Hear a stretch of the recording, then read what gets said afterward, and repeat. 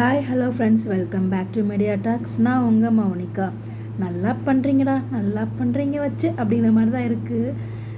வீக்காக்கு track கொடுங்கன்னா வீக்குக்கு track கொடுக்குறீங்க. ஒரு காலத்தில் நானும் வீக்குக்கும் ஒரு ஃபேனாக தான் இருந்தேன். ஏன்னா அவங்களோட பாண்டுமே ரொம்ப நல்லா இருந்துச்சு.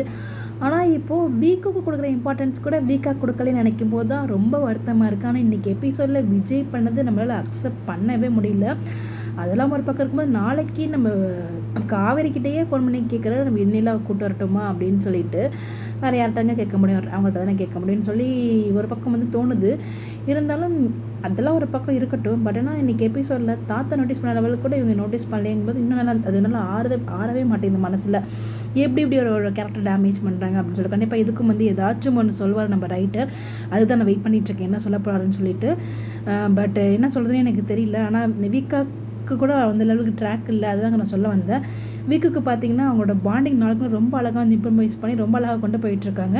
அந்த ட்ராக் கொடுக்குற இம்பார்ட்டன்ஸில் ஒரு 50% எங்கள் வீக்காக கொடுத்தீங்கன்னா, ஒரு காலத்தில் கொடுத்தீங்க, தூக்கி வச்சு கொண்டாடினீங்க, இப்போ தூக்கி போட்டு கீழே உடைக்கிறீங்க போட்டு. மனசெல்லாம் வலிக்குது. அந்த லெவலுக்கு அவ்வளோ கஷ்டமாக இருக்குது.